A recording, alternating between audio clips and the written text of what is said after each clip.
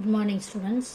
Maths teacher பேசுகிறேன். இன்றைக்கி 9th ஸ்டாண்டர்டில் ப்ராக்டிக்கல் ஜாமெட்ரி எக்ஸாம்பிள் 4.15 அந்த கொஸ்டினை படிக்கிறேன், கவனமாக கேளுங்க. Construct the incentre of triangle, this is called incentre of triangle ABC with AB is equal to 6 cm, angle B is equal to 65 degree and AC is equal to 7 cm. Also draw the in circle and measure its radius. Okay, fourth model, this one. In center we have to construct in center of triangle ABC. The triangle name is ABC, where AB is equal to 6 cm and we read this one as angle B, okay, is equal to 65 degree and AC is equal to 7 cm. Also we have to draw the in circle and measure its radius. Okay, first of all we have to write down the given.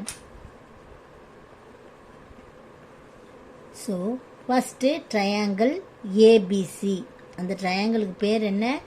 ABC. அடுத்தது AB is equal to என்ன கொடுத்துருக்குதுங்க? 6 cm. angle B 65 degree and AC equal to 7 cm. இதுதான் கொடுத்துருக்குது. இதை வச்சு நம்ம மீதியெல்லாம் வரையணும். முதல்ல என்னன்னு சொல்லியிருக்கேன் நான்? ரஃப் டயக்ராம் வரையணும். Always do the rough diagram in the right hand side. Okay, so simply you draw a triangle. We can take any measurement like this. Just you draw a triangle of 3 sides. Okay, name this as A and this one B and here C. Okay, so what is AB? AB is 6 cm. Angle B is 65 degree. Angle B 65. AC is equal to 7 cm. இதுக்கு 2 mark உங்களுக்கு இந்த rough டயக்ராமுக்கு. அடுத்தது you are going to draw a fair diagram. AB is C. Here you mark the point A. From 0, this is called 0. Okay, 0 to 6 cm, no, up to 6. You name this point as B. This one A. Okay, join A, B. This is 6 cm. At B, take a measurement of angle 65 degree. 65 degree is a acute angle, so 65 is in between 60 and 70. Okay, middle point. This is called 65. 10, 20, 30, 40, 50, 60 and here 65.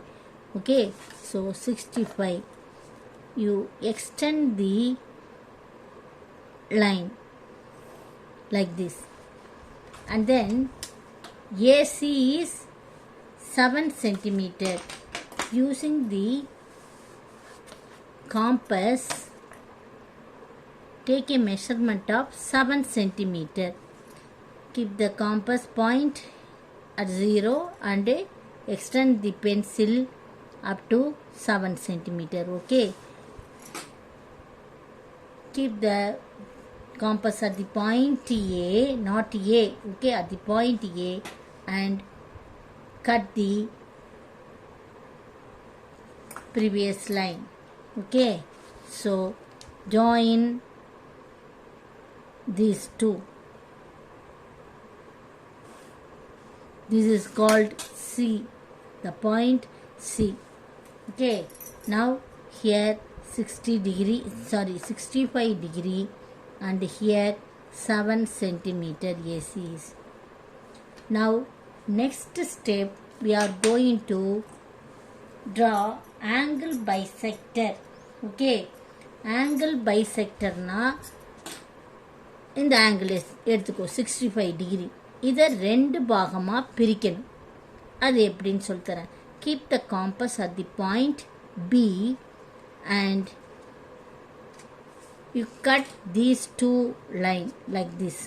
Okay, draw an arc with any measurement, you cut like this. You will have 2 points like this. Okay, here one point and here. Again you keep the compass with any measurement. Okay, you draw an arc, but you should not change the measurement. Okay, cut again the previous arc. You will get a point like this. You join B to that point and extend that line like this. Okay, similarly அதே போல் ஏலையும் point ஏல வச்சு நீ ஒரு ஆர்க்கு வரையணும். Measurement change பண்ண தேவையில்லை, இல்லை change பண்ணாலும் பரவாயில்ல, இங்கே சேஞ்ச் பண்ணலாம், ஆனால் அங்கே சேஞ்ச் பண்ணவே கூடாது. ஸோ அதே மெஷர்மெண்ட்டில் நீ வரையலாம். இங்கே ரெண்டு you will get 2 points like this, here also and here also. So keep like this and somewhat extend the measurement and cut like this. ஏன்னா இதே இடத்துல கட் ஆகும், அதனால தான் நான் எக்ஸ்டெண்ட் பண்ணியிருக்கிறேன். ஓகேவா, கொஞ்சம் மெஷர்மெண்ட்டை சேஞ்ச் பண்ணியிருக்கிறேன். So join like this. Look at the diagram students.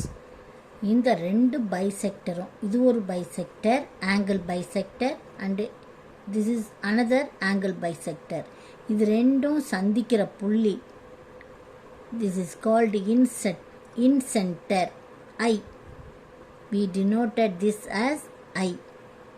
This is called in center of the triangle. Okay, so இப்போ நம்ம in circle வரைய போகிறோம். அது எப்படின்னு சொல்லித்தரேன் பார். இங்கே இருந்துட்டு ஐயிலிருந்து இந்த பாட்டம் ஏபி இருக்கு இல்லையா, அதை ரெண்டு இடத்துல, அந்த லைனை ரெண்டு இடத்துல வெட்டுற மாதிரி நம்ம ஒரே பார், இங்கே ஒரு இடத்துல வெட்டுதா, அதே மாதிரி இந்த இடத்துல ஒரு இடத்துல வெட்டுது, ரெண்டு இடத்துல வெட்டுற மாதிரி நம்ம வரையணும். ரெண்டு பாயிண்டில், இங்கே ஒரு பாயிண்ட்டு, இங்கே ஒரு பாயிண்ட்டு. இப்போ கொஞ்சம் எக்ஸ்டெண்ட் பண்ணிவிட்டு இந்த பாயிண்டில் வச்சு நம்ம கீழ்ப்பக்கமாக ஒரு ஆர்க், கீழ்ப்பக்கம் மட்டும்தான், பாட்டம் சைடு மட்டும்.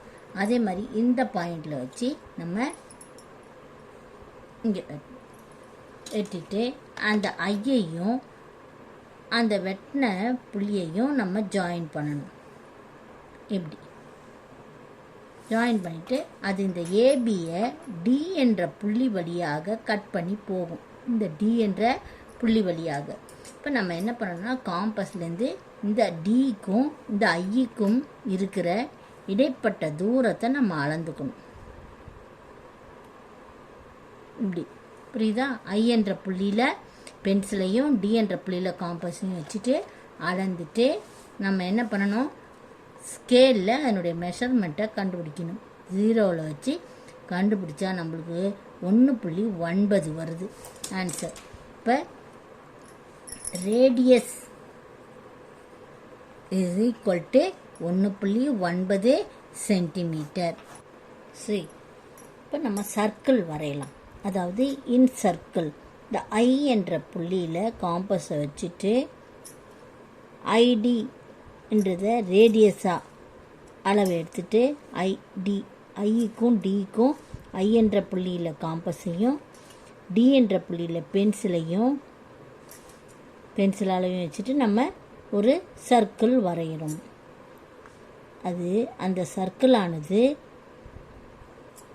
3 பக்கங்களை தொட்டுட்டு உள்ள எதுக்குள்ள இந்த முக்கோணத்துக்குள்ளே தான் போகும். முக்கோணத்தை விட்டு வெளியே போகாது. அதுதான் என்னது இன் சர்க்கிள். ஓகே, 3 பக்கங்களை தொட்டுக்கொண்டு செல்லும். Thank you students.